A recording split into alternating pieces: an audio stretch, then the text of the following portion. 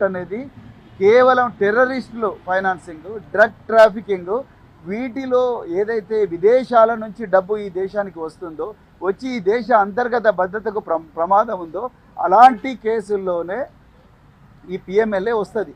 Banking frauds కానీ, banking financial institutions, non banking financial institutions, chit fund companies, వీటి ద్వారా ఏదైతే మరి క్రైమ్ ప్రొసీడ్స్ జరుగుతాయో ఆ ప్రొసీడ్స్ అన్నిటిని కూడా మరి సిస్టంలో ఇంటిగ్రేట్ చేసి వాటిని బ్లాక్ మనీని వైట్ మనీగా మారుస్తున్నారన్న ఒక ఏదైతే నేరం ఉందో ఆ నేరాల వాటిని ప్రివెంట్ చేయడం కోసం 2002లో పిఎంఎల్ఏ వచ్చింది. మరి ఇక్కడ కల్వకుంట్ల కవిత గారు ఆమె దగ్గర ఏం డబ్బులు దొరికినాయి, మరి ఆమె ఎవరికి డబ్బులు ఇచ్చింది, ఆ డబ్బులు ఎక్కడ సీజ్ చేసిండ్రు, ఎవరి సమక్షంలో సీజ్ చేసిండ్రు, ఎక్కడ పోయినాయి ఆ డబ్బులు, దాని మీద ఇంతవరకు ఒక్క దగ్గర కూడా ఒక్క పైసా కూడా సీజ్ కాలే.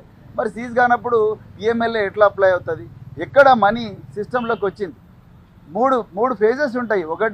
ఒకటేమో ప్లేస్మెంట్, రెండవదేమో ఇంటిగ్రేషన్, రెండవదేమో లేయరింగ్, మూడవది ఇంటిగ్రేషన్. ప్లేస్మెంట్ లేదు, లేయరింగ్ లేదు, ఇంటిగ్రేషన్ లేదు. ఈ మూడు లేనప్పుడు అసలు పిఎంఎల్ఏ ఎట్లా అప్లై అవుతుంది? మరి ఈడీ వాళ్ళకే తెలవాలి. ఏ విధంగా సిబిఐ దీంట్లో అఫెన్స్ బుక్ చేస్తుంది? మరి section 7 of prevention of corruption act అన్నారు. మరి కల్వకుంట్ల కవిత గారు ఎమ్మెల్సీగా నాకు ఈ పని చేస్తే ఏదైనా కామన్ సెన్స్ ఉండేవాడు ఎవడైనా ఇన్వెస్టిగేటింగ్ ఆఫీసర్ ఫస్ట్ చూసేది ఒక పబ్లిక్ సర్వెంట్ నేరం చేసేటప్పుడు ఒక పని చేయాలనుకుంటే దానికి కొంత డబ్బు డిమాండ్ చేస్తారు. ఒక రేషన్ కార్డు ఇవ్వాలనుకుంటే ఆ రేషన్ కార్డు నీకు ఇవ్వాలనుకుంటే నువ్వు నాకు ఇంత మనీ ఇవ్వని డిమాండ్ చేస్తారు. ఇక్కడ ఒక పని, ఒక అవసరం లేదు, రెండోది ఒక డిమాండ్ లేదు, ఒక లంచం డిమాండ్ చేసినట్టుగా లేదు. మరి ప్రివెన్షన్ ఆఫ్ కరప్షన్ యాక్ట్ ఎట్లా వస్తుంది ఇందులో? కేవలం బలవంతంగా బ్రూటల్గా కేంద్ర ప్రభుత్వం తన ఆధీనంలో ఉన్నది, అన్ని రాజ్యాంగ వ్యవస్థలు నా కంట్రోల్లో ఉన్నాయని నరేంద్ర మోడీ గారు ప్రతిపక్ష పార్టీలన్నీ గొంతు నొక్కడం కోసం దౌర్జన్యంగా PMLA prevention of corruption act ఇందులో యాడ్ చేసిండ్రు. నిజానికి ఇందులో ఎక్కడ కూడా టెర్రరిస్ట్ ఫైనాన్సింగ్ లేదు, లేకపోతే narcotics, drugs and prevention of corruption, prevention of psychotropic substances act లేదు.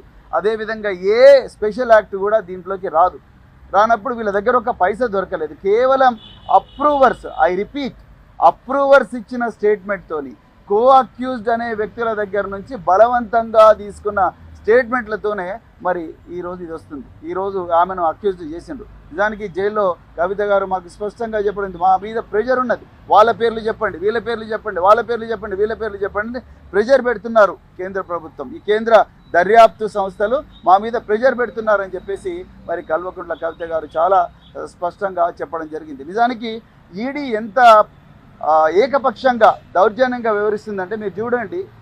హేమంత్ బిశ్వా శర్మ, అస్సాం చీఫ్ మినిస్టర్, ఆయన మీద 100 కోట్ల స్కామ్ ఉన్నది, దాని మీద ఇంతవరకు ఆయనకు జైలుకు పోలేదు.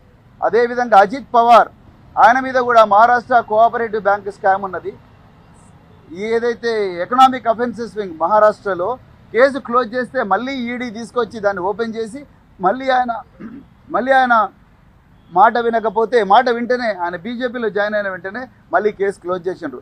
జగన్ భుజ్బల్ అదేవిధంగా closure report, Praful Patel closure report. అంటే ఈడీ సెలెక్టివ్గా తన బీజేపీలకు ఎవరైతే వస్తారో వాళ్ళందరి మీద కూడా సైలెంట్గా ఉండడం, బీజేపీలకు ఎవరైతే రారో, అడుగులకు ఎవరైతే మడుగులు వస్తారో, వీళ్ళెవ్వరు కూడా వాళ్ళ మాట వినరో వాళ్ళందరి మీద కూడా మరి కేసులు అక్రమంగా పెట్టి జైల్లో పంపిస్తున్న. ఏ మీడియా కూడా దీన్ని ప్రశ్నించే పరిస్థితి లేదు. కోర్టులను కూడా భయపెట్టిస్తున్నారు ఇవాళ బీజేపీ ప్రభుత్వం. That's why we have met Ms. Kalvakuntla Kavita Garu today, and then she is very strong and she has been sharing with us that there is a lot of pressure from the investigating agencies to add the names of other politicians who are not towing the line of BJP, which is absolutely illegal, unconstitutional and immoral. In fact, she appealed to the court to release her on bail, to grant her bail on the grounds that she is a mother, she is innocent, and the ruling establishment is taking revenge on her, a political vendetta. So this is a case of absolute political vendetta. So that's why we are condemning this totally. And then there is a wrong application of law. The central government, that is BJP government, is using ED and CBI to silence the political opponents by wrong application of the law. There is no placement of ill-gotten money in this. There is no layering of the money in this, and there is no integration of the crime proceeds. First of all, there is no crime at all. This is a case of excise policy of the Delhi government. How can it be a crime? The Delhi government wanted to improve its finances, and then for that it laid out a policy, and then they wanted to implement the policy, and then after that they withdrew the policy. Like that, governments implement the policy and withdraw the policy, and then where is the question of crime here? And where are the crime proceeds? Did anyone seize the crime proceeds? And where did the crime proceeds come from? So the PMLA, the Prevention of Money Laundering Act, has been implemented in this country in 2002 by the then NDA government only to prevent the terrorist financing and the drug trafficking and all other crimes which are scheduled under which are defined under special and other acts. But where is the crime proceed? And then similarly in Kalvakuntla Kavita's case, the government, the CBI has invoked the provision of Section 7 of Prevention of Corruption Act. I want to know from the CBI, the Kalvakuntla Kavita being a public servant, that is MLC, what is that she has demanded and what was the work she was supposed to do? There is no definition at all. How did you invoke Section 7 of Prevention of Corruption Act, and what is the ground for invoking the Section 7 of Prevention of Corruption Act? Absolutely there is no ground. This is only to silence all other political parties which are not towing the line of Bharatiya Janata Party.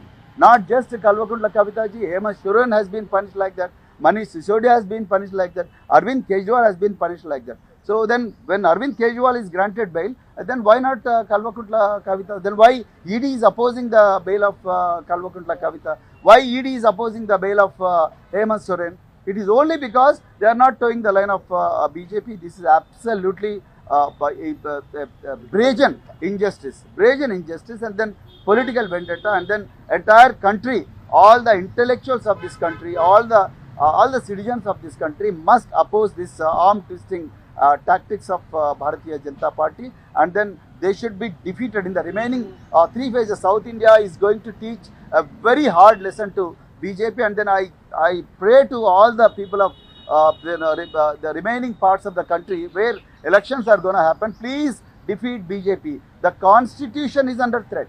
The Indian constitution is under threat. All the constitutional bodies, be it judiciary, be it executive, be it the investigating agencies which were established under Delhi Special Police Establishment Act, that is CBI, ED and all other investigating agencies, have become the tools in the hands of BJP to silence the political opponents. So the entire very constitution is under threat. So I pray to the people of India.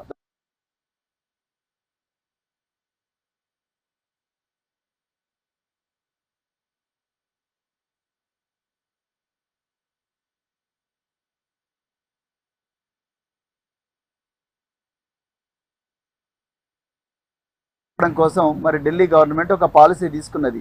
ఈ దేశంలో ఏ రాష్ట్ర ప్రభుత్వమైనా